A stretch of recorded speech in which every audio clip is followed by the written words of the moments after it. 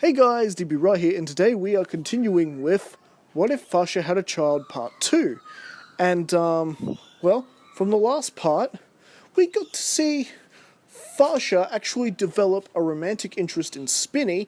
Spini, who's only a Saiyan appearing in the Dragon Ball Z Kakarot game. That's if you played the Fasha sub-story at the start of the game. And since I thought that was a really awesome idea for a what if, I thought, let's actually see how a relationship with Spini would play out. Hence, what if Fasha had a child? And they do indeed have a child who has been born on the same day that Gine has had Kakarot. And so we got two Saiyan child, the same age, both of them with low latent power levels. Goku with a power level of 2, and, well, Bosch is about 20. Still pretty low on the scale, but, yeah. Hey, better than Kakarot. And, well, we are now catching up to the events of the story where the original Bardock, Father of Goku TV special would have happened, but I want to actually change things slightly and use some elements from the Dragon Ball Minus manga. In other words, the new thing that's happened, which is now canon. And, but don't worry, I intend on keeping the kanassa job in, however with a slight difference. So, as just said, the kanassa job is happening. All the original members of Team Bardock are assigned to the job, so yes, Fasha is joining in on this one. And, meanwhile, Spini is more or less in charge of, watching over Bosch, just like how Gine is looking in on Kakarot. Spini is always standing by, Bosch's side.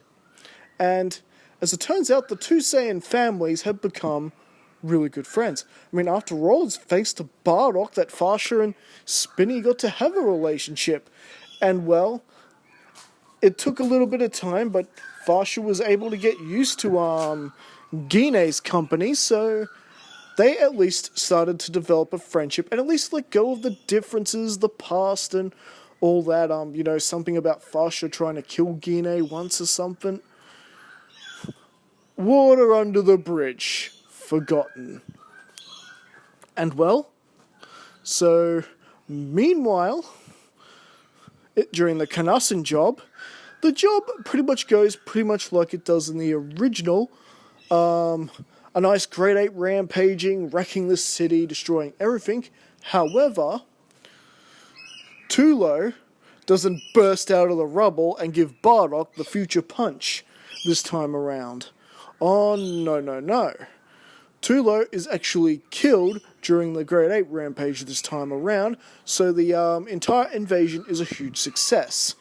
And this is where we are now using elements from Dragon Ball Minus, because now Team Bardock has got the callback order.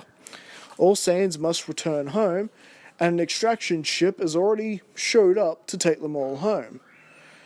And as they are flying to planet Vegeta, the pilot and Bardock are having the same conversation they do in the Dragon Ball Minus manga, about how Bardock's saying jokingly that, Frieza may be on his way to actually wipe us out. The Frieza force is becoming equal to our own. He could probably get by without us pesky Saiyans around. Even though he was kidding at the time, and with the rest of his team actually in the ship this time, Fasha is hearing this too, and can't help but actually feel that little bit of concern. The same concern that the pilot is feeling. And even though, she brushes it off, come on, Bardock, you're only kidding, right? I'm just saying it's a possibility, with a bit of a smirk on his face. However, once they have a run-in with another Saiyan, who's telling him that Frieza's men have been hanging around, asking questions about the Saiyan God and Super Saiyans and the legend, well, this has Bardock and Fasha especially concerned. In fact, they can both see it in each other's faces as they begin to return home. And well, Bardock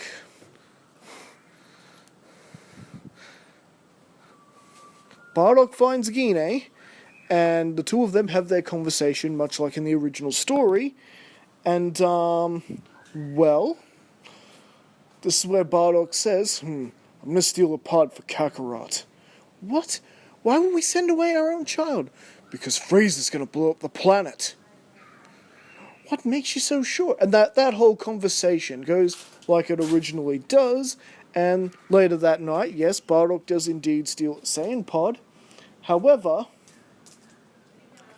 as they are heading to the spot where they're going to launch Kakarot, somewhere out of sight where Frieza or any of the Frieza force is going to notice, they suddenly realize they're being followed, and Bardock and Gine are getting ready to fight, because, well, protect their child, they will. Perhaps some Frieza force soldiers have gotten wind of their plan and are going to try and stop them. But no, it's not an enemy at all. It is Spini and Fasha carrying little Bosch, and they are asking no. Fasha is even on her knees begging that Bosch go with Kakarot. After all, it's a Saiyan pod, you can definitely fit two children in there. And, well, Bardock thinking this is a bit of a risk. It's just a chance that they could be detected by Frieza, although not really likely. Both children have very low latent potentials. However, it's actually Gine that actually convinces Bardock to allow Bosch to accompany Kakarot in this mission. For one thing, this will mean Kakarot won't be alone. He won't be the only Saiyan. And, you know, they're doing all this to save their child. Why wouldn't they help their family friends in Fasha and Spini get their own child off? So, with that, Bosch is placed in the pod outside Kakarot, and all four parents are saying their goodbyes to their children. Both Fasha and Gine, both of them actually in tears with what's going on. Bardock and Spini comforting their girls as the pod is launched into outer space on its way to the planet Earth. And, well, much like in the original, either the next day or the day after that, Frieza does indeed carry out his plan to blow up planet Vegeta, even with Fasha assisting Bardock this time with trying to counteract Frieza's attack. It's no good, and the planet is still blown to Kingdom Come. Fasha, Spini, Gine, Bardock, the whole Saiyan race with it. And Frieza's all, ha ha ha ha, I have won, do stupendous, what a great show, ha ha ha ha ha. Thinking he has won and that the only Saiyan survivor he knows of is Nappa, Raditz, and Vegeta, who are of course off-world with the prince. And so, we now skip to when Kakarot and Bosch land on Earth, and both of them are found by Grandpa Gohan, and just like how he took Kakarot in the original, he of course takes in Bosch as well. However, as we know, thanks to Saiyan genes and whatnot, none of them want anything to do with Gohan's kindness. So, if he thought raising one pain-in-the-neck Kakarot was bad enough, he's got another Saiyan type to deal with, who is, pretty much her third day on Earth has already started flying around. And, well, just when Gohan is at his wit's end with the two children, this is when we get the whole Kakarot trying to get an apple from a tree. He falls into a huge canyon, hitting his head on the bottom, and essentially the boy nearly dies. And this is actually where Bosch begins to soften up a bit and actually be more opening and welcoming towards Grandpa Gohan, who was trying so hard to make sure Kakarot didn't die. And as far as Barsh knew, was her only Saiyan sibling. However, Kakarot would lose his memories of the Saiyan race. However, he's got Barsh to be sort of his memory for him. So at least the name Kakarot would not be lost to the sands of time and him taking the name Goku. Because as far as Barsh can remember, Barsh remembers that her name is Barsh, that Kakarot's name is Kakarot, and who their Saiyan parents are. But with Kakarot now a good, pretty much innocent child, and no matter how many memories she tries to give back to Kakarot by telling him stories, it's just not going to work out the way Barsh should want, because Kakarot is pretty much the innocent boy that we all know as Goku from the original, except his name is still Kakarot. And so the best thing Barsh can really do in the story is adjust to this new life on Earth. And well, as the years would progress, unfortunately for Grandpa Gohan, he ultimately suffers the same fate that he does in the original.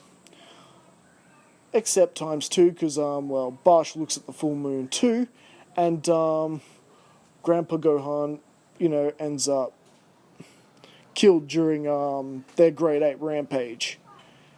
And, well, so now Barsh has basically taken the role as the, in a way, the older sibling. I mean, yes, she's the same age as Kakarot, born on the same day, in fact. But she's basically made herself leader of the group, and is,